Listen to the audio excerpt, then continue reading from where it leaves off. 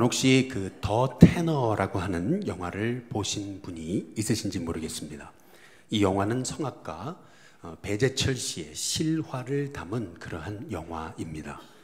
이 배재철 씨는 한양대 음대를 나오고 이태리 베르디 국립음악원을 수석으로 졸업한 뒤에 신의 소리를 가진 사람이다 라고 하는 호평을 받으면서 오페라계에 떠오르는 그러한 별과 같은 인생으로 성공 가도를 달리고 있던 사람이었습니다. 그런데 그러던 중 2005년 갑자기 목이 이상해서 병원에 가서 진단을 받아보니까 갑상선 암이라고 하는 그러한 판정을 받습니다. 결국 오른쪽 성대 신경 전부를 절단해야 되는 상황이 이르게 된 것입니다. 수술이 끝났습니다. 의사가 이 배재철 씨에게 했던 말, 앞으로 더 이상 노래를 할 수가 없습니다. 성악가에게 있어서 이 성대는 생명 같은 곳이 아니겠습니까? 그런데 성대가 절단되고 더 이상 목소리를 낼 수가 없다라고 한다는 것은 이분에게 사형 선고나 다름이 없었습니까? 그러나 그는 하나님의 사람이었습니다. 절망의 순간이 찾아오자 그동안 자기가 성공에 취해서 하나님과 교회를 멀리했구나 라고 하는 것을 회개하기 시작합니다. 하나님은 찬양하라고 아름다운 목소리를 주셨는데 그 아름다운 목소리를 가지고 자기만을 위해 썼던 그러한 삶을 회개하기 시작합니다. 그러면서 하나님이 만약에 나로 하여금 다시 노래할 수 있게 하신다면 제 첫 고백이 찬양이 되겠습니다 라고 그렇게 고백했던 것을 볼 수 있습니다. 2006년 이제 4월 이 배재철 씨를 아끼던 일본인 매니저와 또한 그의 팬들이 일본에서 이 배재철 씨를 성대 수술을 받게 합니다. 이 모든 과정이 NHK 방송을 통해서 이게 다 현장 실황 중계가 됐었는데요. 한번 그 과정을 영상으로 잠깐 보시겠습니다. 이런 기적적인 사건을 통해서 이 배재철 씨는 목소리를 드디어 회복합니다. 그리고 피나는 재활 훈련을 거쳐서 다시 무대에 복귀합니다. 이러한 과정을 담은 다큐멘터리가 일본 사회 전역에 전파되기 시작합니다. 그러면서 수많은 사람들이 이제 예수님을 믿게 됐는데요. 이 모든 과정을 옆에서 지켜본 사람이 있었습니다. 바로 그 사람이 배재철 씨의 일본인 매니저 와지마 토타로 씨였습니다. 그는 그 과정을 지켜보고 이런 고백을 했습니다. 당신이 믿는 하나님이라면 저도 믿겠다는 겁니다. 당신이 성악가로서 견딜 수 없는 고통 속에서도 흔들리지 않는 그러한 마음을 가질 수 있었던 것은 당신이 하나님을 믿었기 때문이라는 것을 제가 보았고 느꼈기 때문입니다. 이제 그랬더라는 것입니다. 이 배재철 씨가 한 기독교 TV에 나와가지고 이제 간증한 내용이 있습니다. 그 내용을 보니까 목소리를 잃어버린 순간에 극도의 절망감이 찾아오더라는 것입니다. 만약에 하나님을 알지 못했더라면 극단적인 선택을 할 수 있었더라는 것입니다. 그러나 그는 하나님의 사람이었습니다. 그 절망의 순간에 다시 하나님을 찾습니다. 하나님을 찾은 결과 절망의 순간인데 놀라운 것은 말할 수 없는 평안이 오더라는 겁니다. 그래서 평안이 임한 그 상황에서는 아무리 사람들이 의사가 당신이 노래하는 것은 불가능하다라고 하는 얘기가 이쪽 귀로 들어와서 그냥 이쪽 귀로 흘러나가더라는 겁니다. 불가능이라는 단어가 가능이라고 바뀌어지더라는 겁니다. 자신이 이러한 불가능이 가능이 되는 삶을 살 수 있었던 원인은 하나님을 믿었기 때문이다. 이제 그렇게 고백하는 것을 볼 수 있습니다. 저는 오늘 여러분과 함께 믿음에 관한 말씀을 같이 나누고자 합니다. 한번 따라해 보겠습니다. 그리스도인은 믿음으로 산다. 여러분, 그리스도인은 믿음으로 삽니다. 왜 믿음이냐는 겁니다. 왜 우리에게 믿음이 필요하냐는 겁니다. 먼저 첫 번째는 믿음이 없이는 하나님을 기쁘시게 할 수 없기 때문에 그렇습니다. 히브리서 11장 6절에 보니까 우리 한번 같이 읽겠습니다. 같이 읽습니다. 시작. 믿음이 없이는 하나님을 기쁘시게 하지 못하나니 하나님께 나아가는 자는 반드시 그가 계신 것과 또한 그가 자기를 찾는 자들에게 상 주시는 이심을 믿어야 할지니라. 따라해 보겠습니다. 믿어야. 우리에게 믿어야 된다라고 그렇게 말씀하고 계십니다. 저는 매주 월요일 새벽이 되면 새벽 기도를 나올 때 하나님 앞에 기도하는 게 있습니다. 그것은 한 주간 전할 말씀에 대해서 하나님 무슨 말씀을 전해야 됩니까? 하나님 앞에 여쭈며 기도합니다. 지난 월요일 날에는 새벽에 기도하는데 하나님 주신 감동은 믿음에 관한 설교를 하라고 하는 말씀이었습니다. 그런데 2017년 제가 했던 설교를 더듬어 보니까 정말 믿음에 관한 설교가 많지 않았던 것을 제가 보게 됐습니다. 지난 수요일 여러분도 아시지만 포항에 지진이 일어났지 않습니까? 수요일 날 예배를 마치고 이제 사무실에 딱 들어갔는데 우리 마 목사님이 아니 목사님 수능이 연기됐답니다. 이제 그런 얘기를 해요. 그래서 깜짝 놀라가지고 정말일까 해가지고 TV를 틀어보니까 정말 수능이 연기됐던 겁니다. TV를 계속 한참 동안 보는데 계속 좋지 않은 기사들이 나오면서 이렇게 마음이 불안해지고 무거워지는 제 자신의 모습을 보면서 우리 성도들도 저와 마찬가지로 이 시대를 사는 우리 성도들의 마음에도 정말 필요한 것이 있다면 그것은 한번 따라해 보겠습니다. 하나님은 살아계시다. 이 하나님은 살아계시다는 믿음, 그리고 그 살아계신 하나님을 찾는 자들에게 하나님은 좋은 것을 주신다는 믿음, 그 믿음이 우리 성도들에게 필요하겠구나 라고 하는 그러한 생각을 하면서 이 말씀을 준비하게 됐습니다. 오늘 주보가 나갔지만 12월 3일이면 우리 일신교회 당회가 열립니다. 이번 당회 때는 두 분의 이명 집사님 그리고 한 분의 이명 권사님이 우리 신천 임원이 되십니다. 근데 가만히 이분들을 생각해 보니까 이분들이 어떻게 우리 교회에 나오셨을까라고 생각을 해보니까 참 제 마음에 감동이 일어났습니다. 지금으로부터 4년 전이에요. 제가 일신교회에 처음 와서 금요 전도를 여기 회원동의 롯데캐슬 여기 회원 체육센터 올라가는 그 사이길에서 전도를 시작했습니다. 얼마나 사람들이 많이 지나가시든지 많은 사람을 만났고 또 교회 나온다는 사람도 있었습니다. 그런데 그 3달간 전도한 결과 한 사람도 전도를 못했습니다. 저는 마음에 큰 실망감이 됐습니다. 어떻게 하면 좋을까? 해야 되나 말아야 되나? 계속 이런 마음의 갈등이 있었습니다. 근데 지금 생각해 보니까 열매가 하나도 없었던 게 아니에요. 우리 금요전도팀이 참 우연찮게, 인간에 볼 때는 우연이지만 하나님의 계획 속에서 우리 시각장애인이신 박종학 집사님을 만나거든요. 그래서 박 집사님이 이제 저한테 목요일마다 아침에 와서 예배를 드려달라 그랬어요. 그래서 목요일 아침에 매일 가서 예배를 드리는데 가보니까 우리 부인 되시는 집사님께서 일어나지를 못하세요.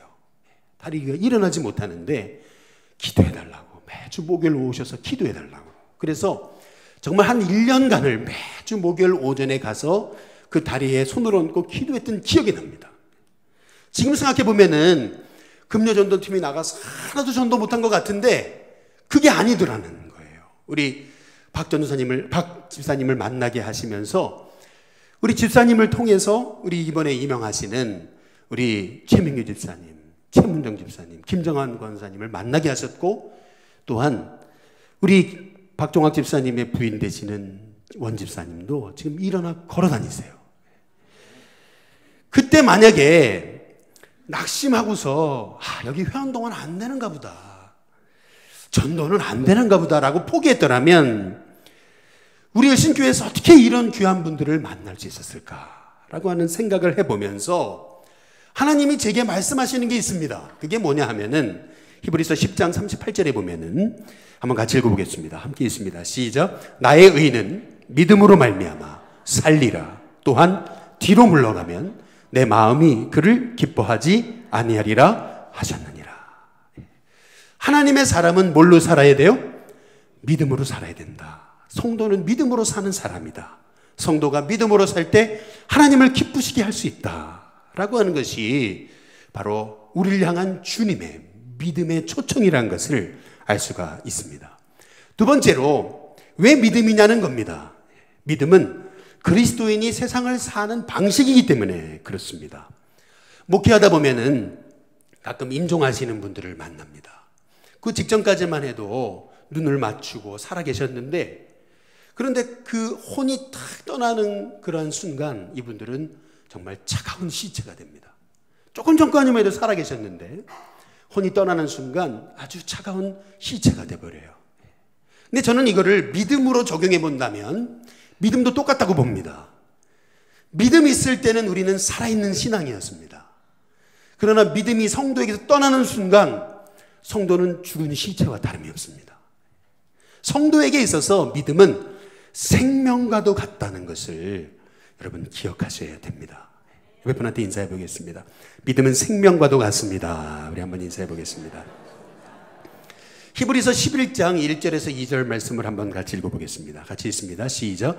믿음은 바라는 것들의 실상이요 보이지 않는 것들의 증거니 선진들이 이로써 증거를 얻었느니라.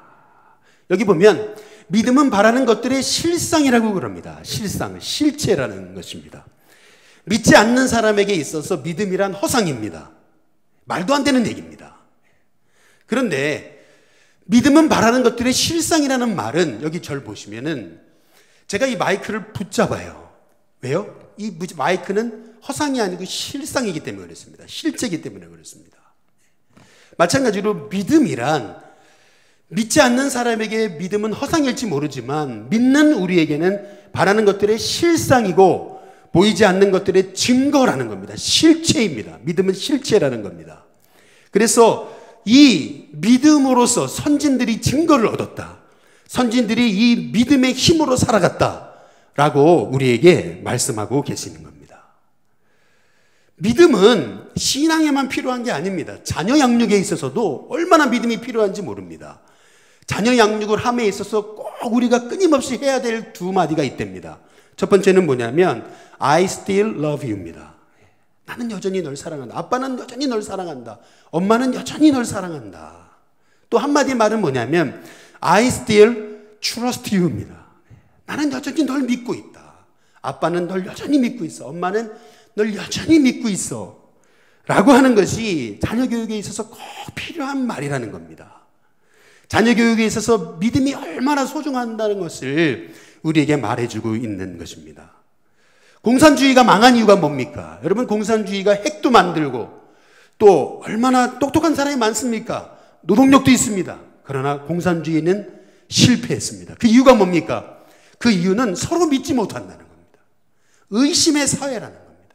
끊임없이 감시한다는 것입니다. 결국 한 공동체가 서는 비결도 믿음이라는 겁니다. 사람이 바라는 것 두 가지가 있다 그러잖아요. 첫 번째는 사랑받고 싶은 거, 그리고 인정받고 싶은 거. 인정받는다는 게 뭡니까? 인정받는다는 것은 누군가 나를 믿어주기를 바란다는 거 아니겠습니까? 누군가 나를 믿어줄 때 나도 알지 못했던 내 안에 하나님이 예비하신 그런 놀라운 잠재력이 회복되고 나라는 존재가 이런 존재였구나라는 것을 알게 된다고 하지 않습니까? 따라서 신앙에 있어서만 믿음이 아닙니다. 자녀 영역에 있어서도 믿음이고 공동체가 사는 길도 믿음이고 한 개인이 서는 길도 믿음이라는 겁니다. 믿어주는 거, 끊임없이 믿어주는 거, 이것이 필요하다라는 것이죠.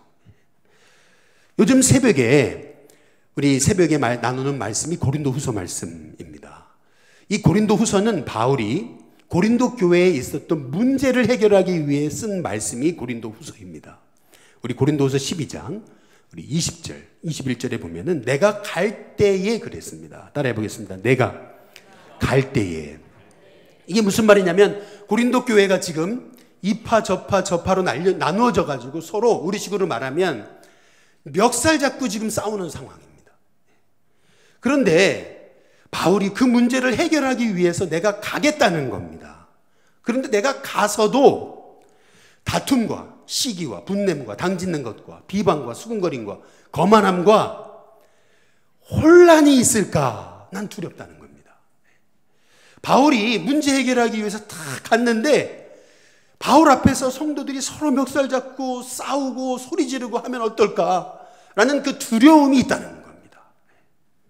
그런데 고린도후서 12장 거기 20절, 21절을 다시 보시면은 21절에 또 내가 따라해 보겠습니다. 다시 갈 때에 다시 간다 그럽니다. 다시.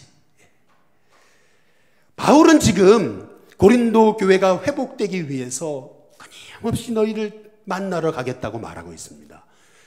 이 바울에게 있었던 믿음은 뭐냐 하면은 지금 고린도 교회가 어려움에 처해 있지만 그러나 한번 따라해 보겠습니다. 교회는 하나님이 세우신다.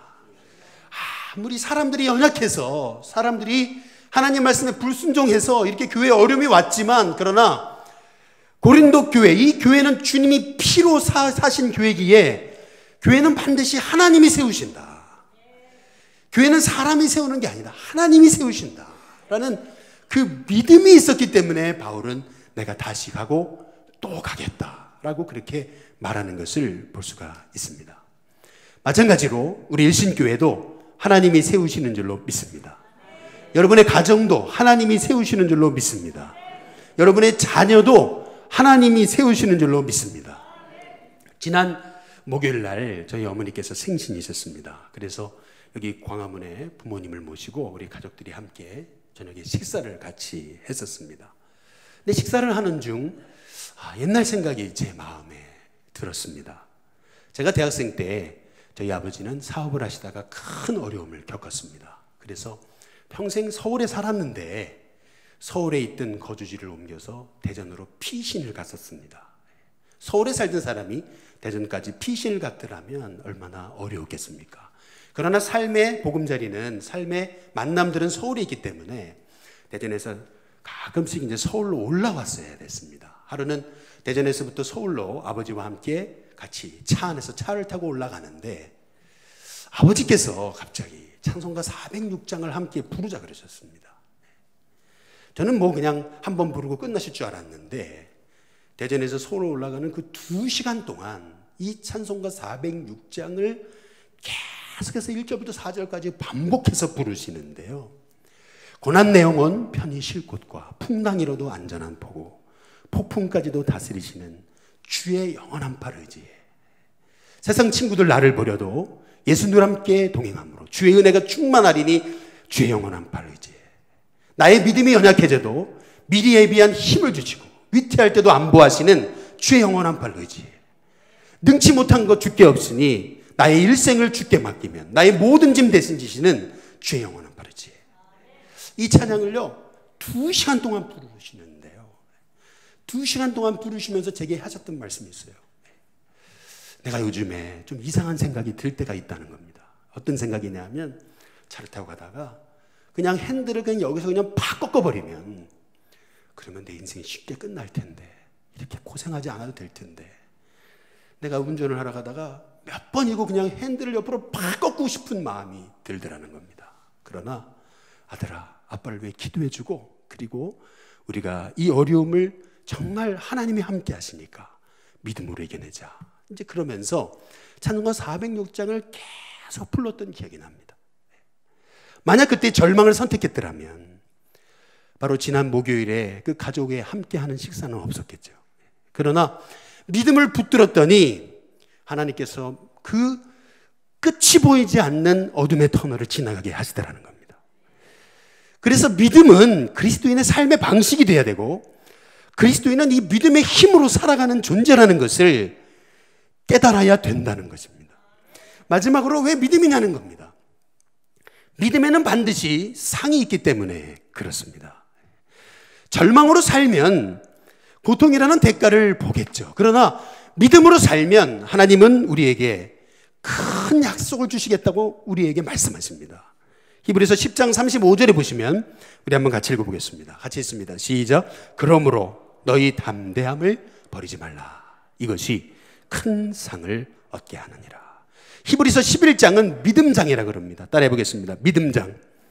근데 이 믿음장이 시작되기 전 바로 히브리서 10장 끝에 부분에 보니까 너희 담대함을 버리지 말라고 말씀합니다. 여기서 담대함이라는 말씀은 믿음이라는 말씀과 동의합니다. 너희 담대함을 버리지 말라. 이것이 너희가 큰 상을 받는 이유가 된다. 이 말씀의 의미는 너희 믿음을 버리지 말라는 겁니다. 믿음을 버리지 않을 때 우리에게 큰 상을 주시겠다고 약속하시는 겁니다. 그 큰 상이 뭡니까? 그게 11장에 이제 이어서 나오는 것입니다. 히브리서 11장 7절에 보니까 믿음으로 노아는 믿음을 따르는 의의 상속자가 됐다. 노아의 믿음은 비천한 한 인생을 존귀한 인생이 되게 한 원동력이라는 겁니다. 히브리서 11장 11절에 보니까 믿음으로 사라는 그랬습니다. 단산하였으나 잉태할 수 있는 힘을 얻었다 그랬습니다. 단산한 여인, 자식을 낳을 수 없는 여인이 자식을 낳는 기적 인생이 됐다는 겁니다. 히브리서 11장 29절에 보니까 믿음으로 그들은 그랬습니다. 이스라엘 백성들은 홍해를 육지같이 건넜다. 가능성이라는 것은 아주 0%였던 그 홍해를 건너는 일이 가능성 100%. 하나님이 이스라엘 백성을 기적같이 홍해를 육지같이 건너는 은혜를 허락하셨다. 이것이 바로 믿음의 결과, 믿음으로 인한 상이라는 것입니다.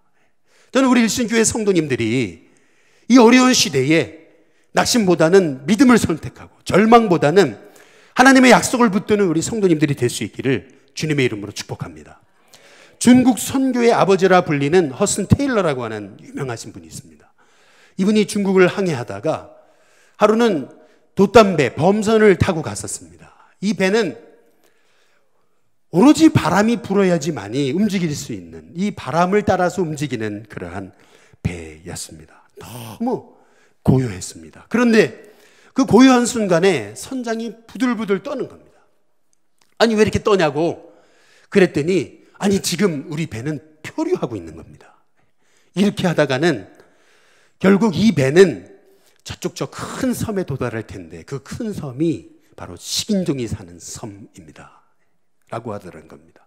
그러면서 선교사님 저희를 위해 기도해 달라고. 근데 그 기도해 달라고 하는 말을 들었을 때 이 허슨 테일러는 이런 얘기를 했다는 겁니다. 돛을 올리라는 겁니다. 돛을 올려라. 그랬더니 이 선장이 하는 말, 아니 바람도 안 부는데 무슨 돛을 올립니까? 라고 하더라는 겁니다. 그랬더니 이 선교사님이 하는 말, 지금 바람이 불게 해달라고 기도해달라고 그렇지 않냐는 겁니다. 그러면 돛을 올려야 되지 않느냐는 거예요. 하나님이 바람을 주실 텐데 먼저 돛을 올려야 되지 않느냐. 근데 정말 돛을 올리니까 그리고 기도하기 시작하니까 바람이 불기 시작하더라는 겁니다. 믿음이란 뭡니까? 여러분, 믿음이란 내 지식을 뛰어넘는 겁니다. 믿음이란 내 경험을 뛰어넘는 게 믿음입니다. 믿음이란 내 예측의 한계를 뛰어넘는 게 믿음입니다. 그래서 우리의 삶에 어려움이 왔을 때 믿음이 필요한 겁니다. 안 됐다, 끝났다, 망했다 하는 것은 하나님을 모르는 사람들의 말입니다. 끝은 여러분이 정하는 것이 아닙니다. 끝은 하나님이 정하십니다. 하나님이 된다 하시면 되는 겁니다.